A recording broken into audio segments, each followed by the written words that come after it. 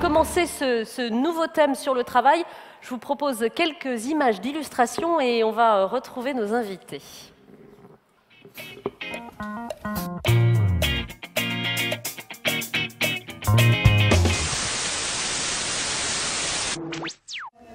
Si j'arrive le matin et puis que j'ai la boule au ventre pour aller au boulot, ça va pas du tout. Happy birthday to you. Si j'y vais par contre et que je retrouve autant de collègues que d'amis, que de personnes avec qui j'ai envie de partager ma journée, c'est fantastique, non ?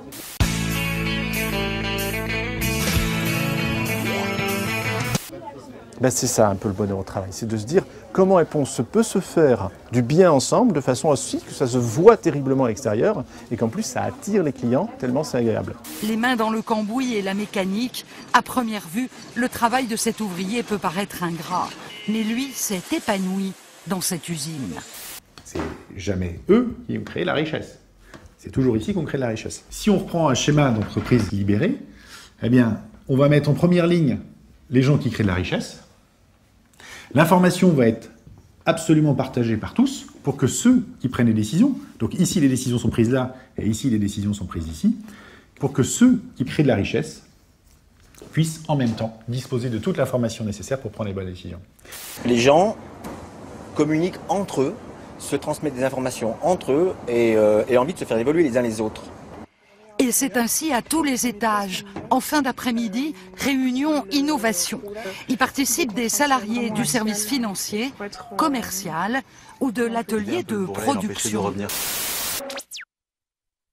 Réenchanter le travail. Comment réenchanter le travail? Voilà une vaste question à laquelle nous allons essayer de répondre tous ensemble. On va essayer d'apporter des réflexions, une petite pierre à l'édifice. Alors, des invités vont se livrer à un exercice qui n'est pas évident, puisque voilà, la scène est à eux. Ils vont avoir 5 minutes pour nous raconter leur parcours, nous donner des idées, nous permettre d'avancer. Ils vont avoir 5 minutes qui vont défiler devant eux. Donc, je vous demande d'être très attentifs à ce qu'ils ont envie de nous dire et de nous témoigner. Eh bien, c'est une femme qui va ouvrir cet exercice, si j'ose dire. Elle s'appelle Cécile de Joux, c'est notre invitée grand témoin.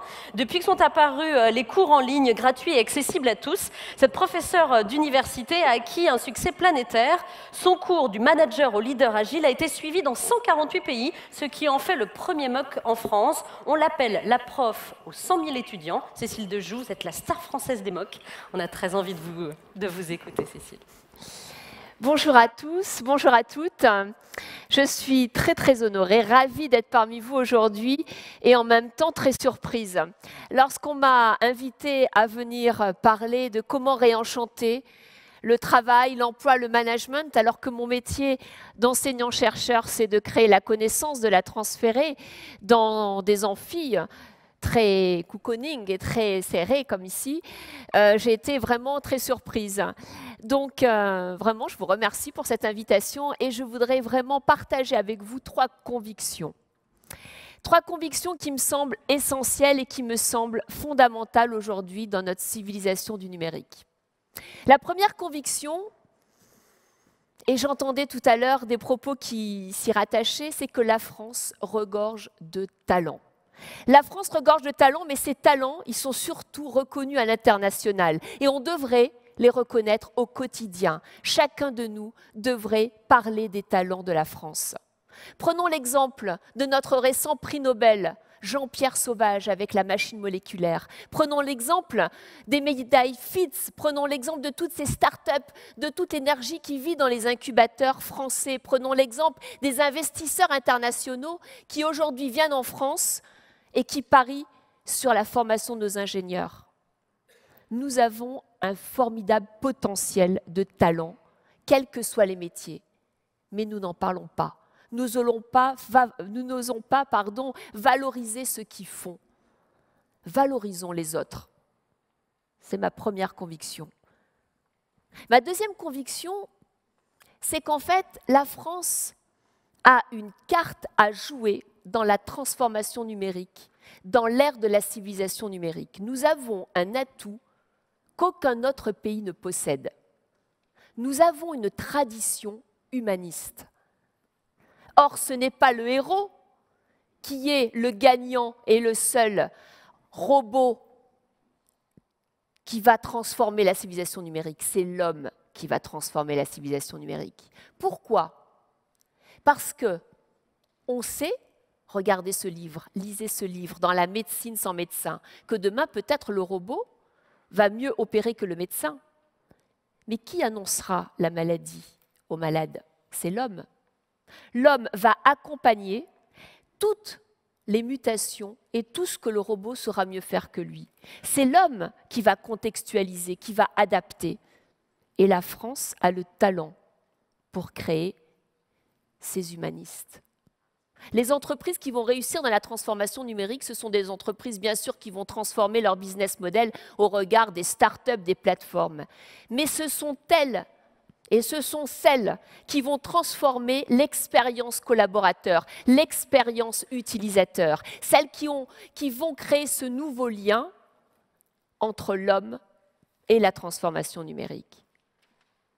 Donc, il ne faut pas parier que sur les machines, il ne faut pas parier que sur le robot, il faut parier sur les nouvelles compétences des collaborateurs.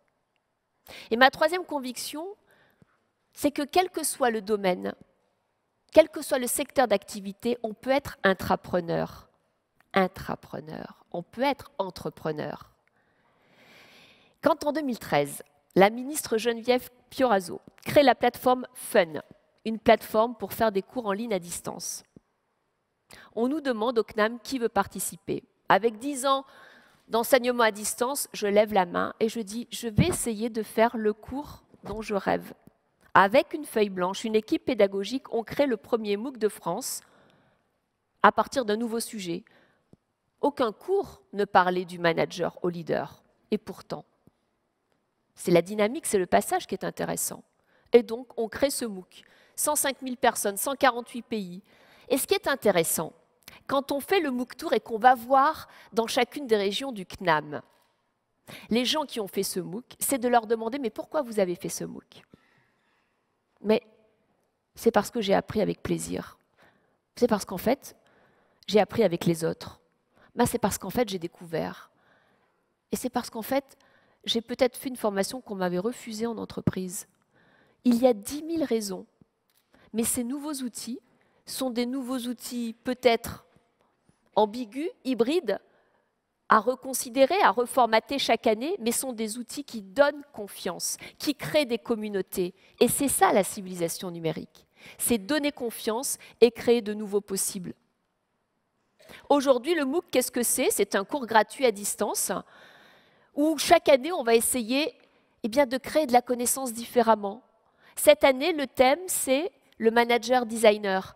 Comment donner aux managers les outils pour qu'ils se transforment et pour qu'ils transforment ses collaborateurs. Donc, grâce au MOOC, on crée du contenu. Donc, je fais mon métier. Pour conclure, on est dans la civilisation numérique. On est dans la civilisation du faire. On est dans la civilisation des nouveaux possibles. Et dans cette civilisation, il faut valoriser nos expérimentations, nos initiatives et celles des autres. Il faut valoriser celles qui fonctionnent et celles qui ne fonctionnent pas et qui sont en expérimentation. Il faut valoriser celles qui sont individuelles et celles qui sont collectives. Et il faut surtout valoriser l'usage, le collaboratif et l'humain. Ce sont les 3 mots-clés qui feront que l'on peut avancer dans cette civilisation. Merci.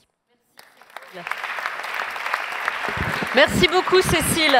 Parions sur l'homme, apprendre avec plaisir. Merci 1000 fois. Alors, à noter, Cécile, que les inscriptions de la nouvelle saison des MOOC de Cécile débuteront le 15 novembre.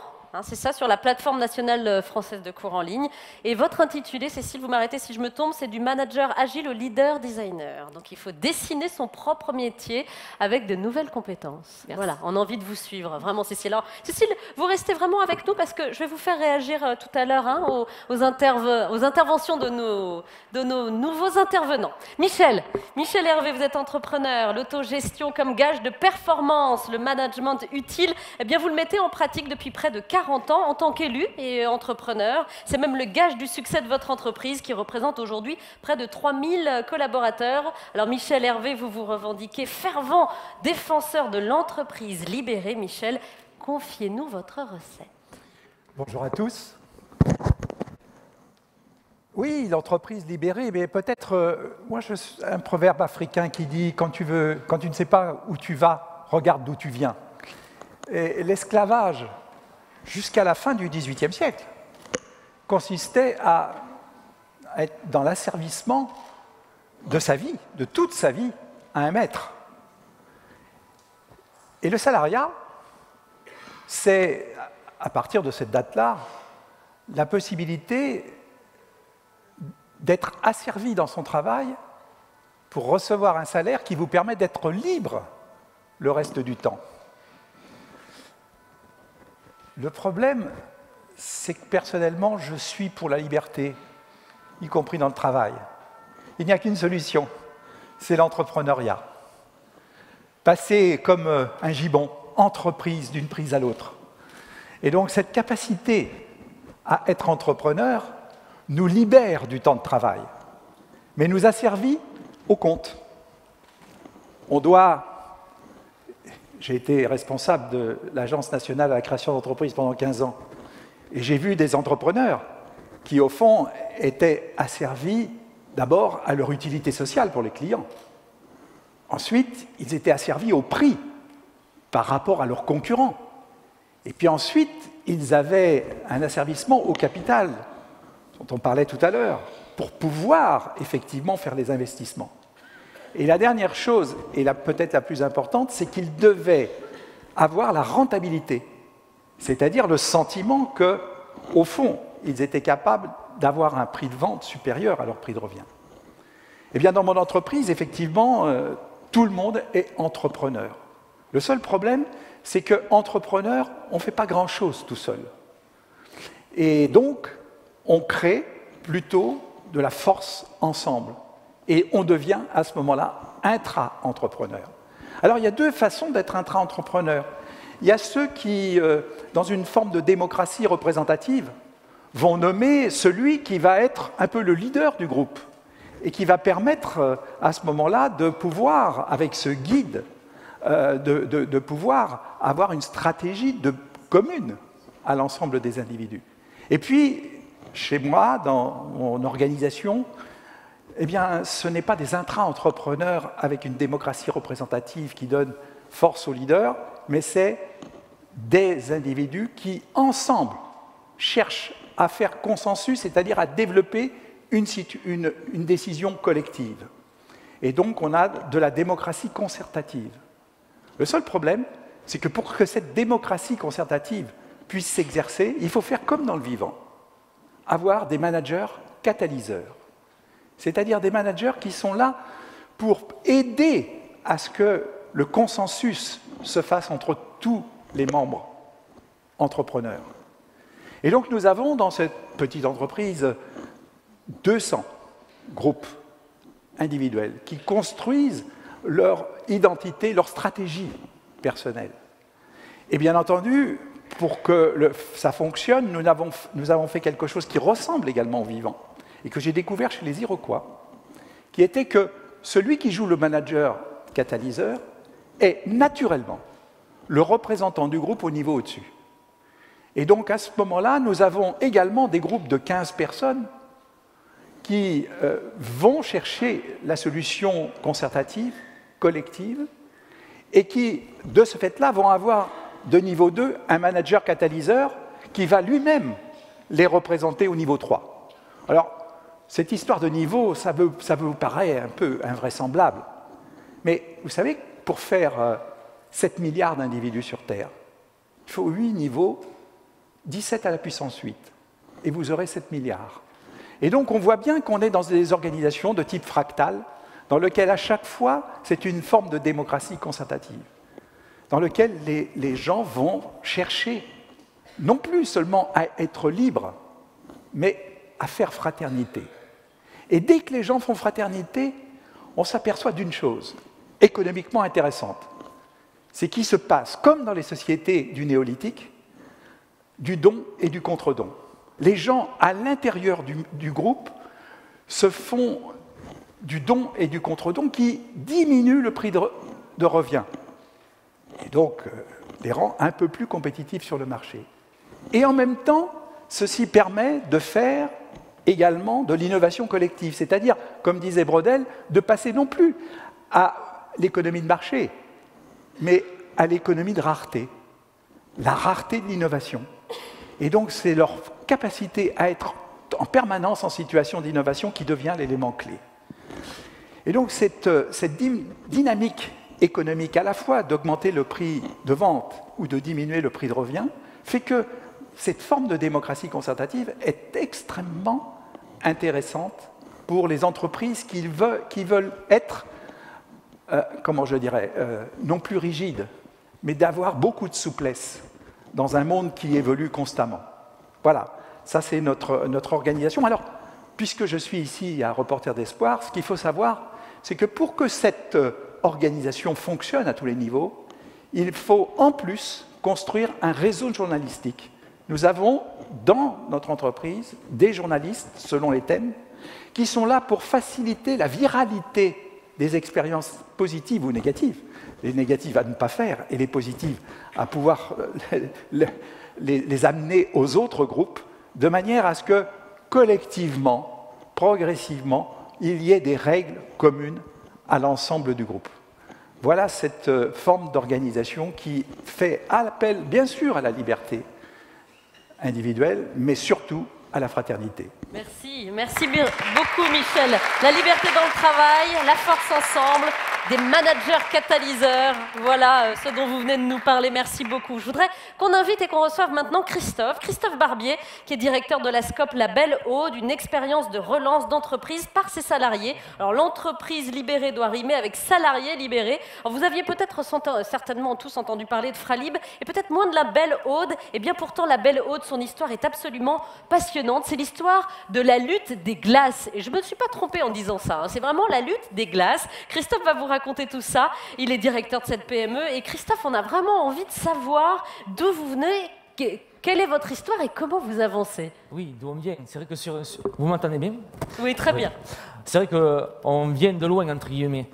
Et le point commun qu'on a avec Jean-Louis Etienne, c'est le froid, parce qu'on est une unité de transformateur de glace artisanale.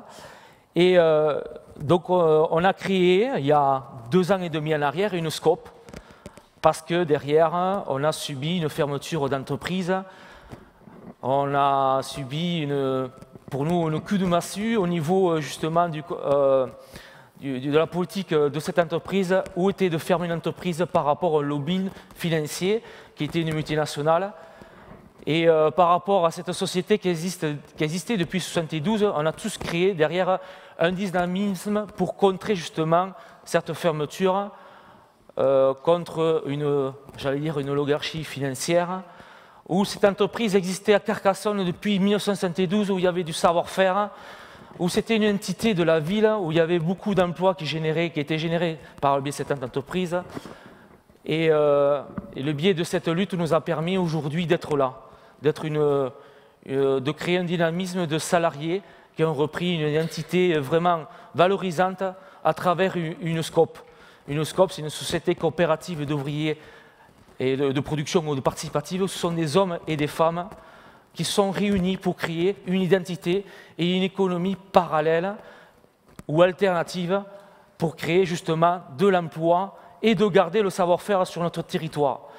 Nous, ce qu'on a mis en avant à travers notre marque, bon, excusez-moi, je suis là pour profiter aussi de cette occasion pour faire un peu de publicité. Donc, on est une marque qui s'appelle La Belle Aude. Pourquoi? Parce que justement, elle est identifiée par rapport à un département qui est généreux en richesse, comme tous les points communs qu'on a ici. Et cette richesse, on l'a tous en nous. Et pour nous, c'est bien aussi de valoriser un territoire parmi bien sûr, notre pays. Et on a mis en avant le sens du goût, le goût du sens. Comme a dit tout à l'heure Ségolène Royal, le sens, c'est très important. Où on va, pourquoi on fait quelque chose. Et le biais de s'allier tous, et un point commun avec l'union qu'on a ensemble d'hommes et de femmes pour permettre justement de créer cette activité et pour nous un sens commun que n'importe qui, dans une hiérarchie sociale, tout le monde peut créer une activité en étant entrepreneurial.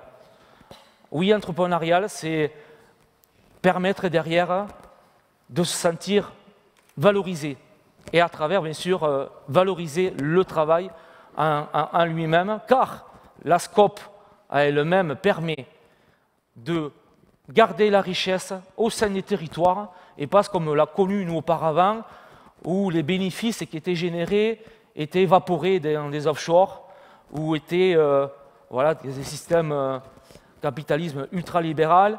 Et c'est le SCOP, pour moi, c'est une utilité, une structure qui permet de garder l'activité, de garder la richesse sur notre territoire par n'importe quel citoyen en France. Donc la preuve est vivante par notre symbolique, par le biais aussi de la visite du président de la République qui a dit qu'on était un symbole, mais ce symbole, c'est ce travail. On s'est retourné les manches justement pour contrer cette fermeture.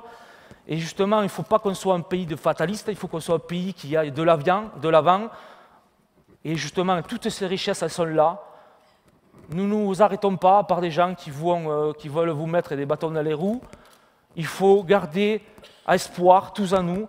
Et moi, je suis convaincu que chacun de nous peut créer une dynamique importante pour que ce pays soit valorisé dans son sens et pas ce qu'on on voit à travers les médias. Malheureusement, on voit que du négatif. Mais la positivité, elle est là, je la sens grâce à toute cette richesse d'hommes et de femmes qu'on a dans ce pays. Donc on valorise un pays, bien sûr, on valorise une glace qui est haut de gamme, où on valorise justement des ingrédients de qualité et qu'on peut autour de nous créer derrière une espèce d'entonnoir pour récupérer toute notre richesse. Et pour nous, à travers notre produit, ce qu'on voudrait valoriser, que chaque citoyen, consommateur, soit responsable de son achat alimentaire ou autre, parce qu'à travers notre produit, il achète non seulement un produit de qualité haut de gamme, mais derrière, il achète des emplois, il achète une activité locale, une économie locale, et je pense qu'il faut tous, entre nous, donner du sens. Merci. Merci. Donner du sens. Vraiment, vous avez bien raison, Christophe. Alors, c'est pas de la publicité, comme ce que vous étiez en train de dire, de ce que vous veniez de nous dire, mais la Belle Aude a besoin de vous tous, pour élargir son réseau de distribution.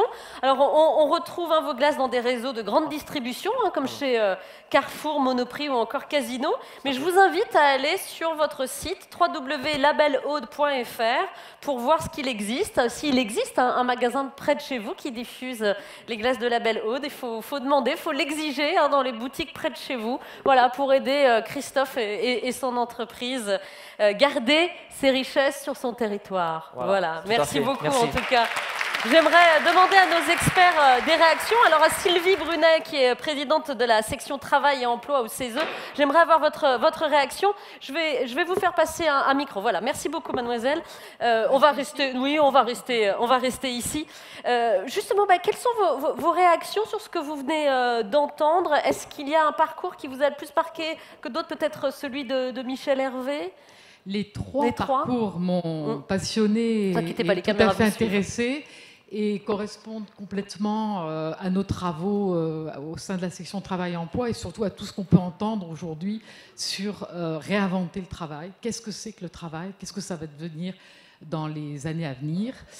On pourrait volontiers dire qu'il faudrait passer du travail à l'œuvre. Le travail, ça vient, je rappelle quand même, du latin tripalium, qui était un instrument de torture.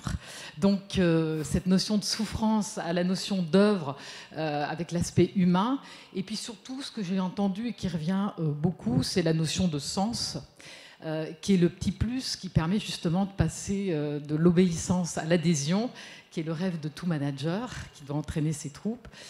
Et donc, on sent vraiment monter cette préoccupation du sens, mais aussi au travers du numérique. On a beaucoup parlé de l'usage, et je reprendrai volontiers la citation d'un rapport de l'OCDE sur le numérique à l'école, qui dit « Le numérique, c'est bien à condition d'apprendre à ouvrir la fenêtre sur sa propre pensée ».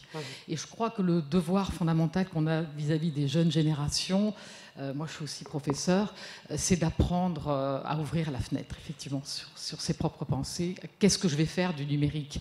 Aujourd'hui, on est très concentré sur la technique, alors particulièrement en France, et plus que sur l'usage. Qu'est-ce qu'on va en faire? Et donc, on introduit beaucoup dans les organisations des nouveaux logiciels, des nouvelles pratiques, sans réfléchir à l'organisation et la façon dont les personnes et ceux qui travaillent au quotidien vont s'en emparer. Donc, je pense qu'il y a toute cette question, effectivement, de à quoi je sers, qu'est-ce que je peux faire que le robot ne va pas faire de toute façon.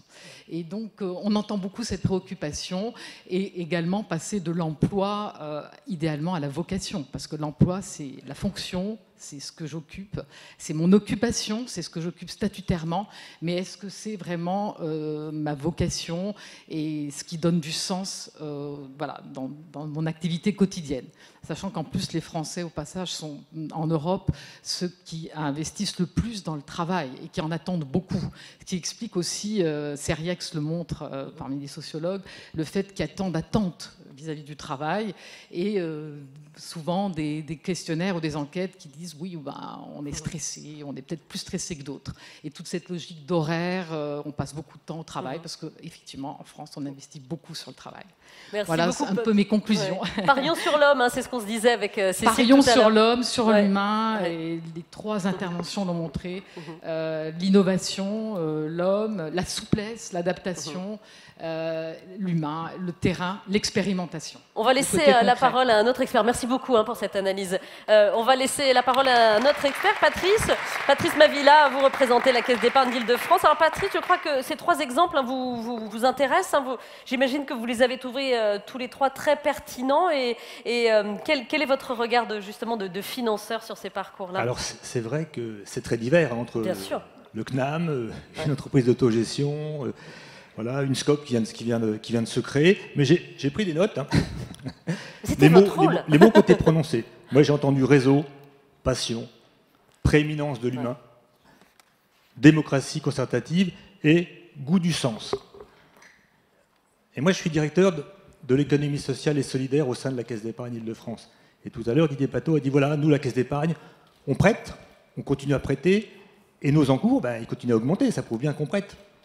Mais si les encours de la Caisse d'épargne continuent d'augmenter, c'est qu'en dessous, à mon niveau, il y a des équipes qui ont une capacité de dire oui à des dizaines, voire à des centaines de projets. C'est ça, hein, et pour ça qu'on fait du crédit et que nos encours augmentent. Et au sein de ma direction, nous, on s'intéresse beaucoup à une niche qui est en train de se créer, ce sont les jeunes entrepreneurs sociaux. Nous, on a l'habitude de financer des grosses structures, hein, et là, on commence à s'intéresser à des jeunes pousses. Où là, une jeune pousse, ça fait peur, hein, parce qu'il n'y a pas 3 bilans, hein. Il n'y a pas de fonds propres, etc. Et on doit se projeter dans l'avenir avec ces jeunes. Et ce que je constate, c'est que ces jeunes développent un peu toutes les formules que je viens de citer, quoi. Ils sont d'abord habités par leur projet. Ça, c'est évident. Il y a la passion, il y a ce que disent les Anglais, c'est le « what love can do ». Et ils sont vraiment dans le love. Ils adorent ce qu'ils font, ils y réfléchissent toute la journée, et puis, ils ont un savoir-faire. Et ce savoir-faire, il vient du fait que en face de nous, on a toute une génération de jeunes qui veut changer le monde, comme dirait le président américain. Voilà, ils veulent changer le monde, et en face d'eux, il y a une société qui en cherche de sens. Donc ça match, ça match. Je me dis, il y a un marché là. Donc il y a des choses qui vont se créer. Évidemment, des jeunes pousses, elles ne vont pas toutes devenir des arbres centenaires, mais certaines d'entre elles vont le devenir, et c'est ça qu'on recherche, nous, en tant que banquiers.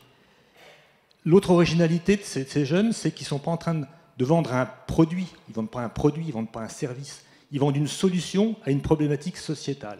Sociétale, environnementale, sociale, dans le soin également. Et ils demandent aux consommateurs en face d'eux d'adhérer à leur projet. Et ça va marcher, ça ne peut pas ne pas marcher.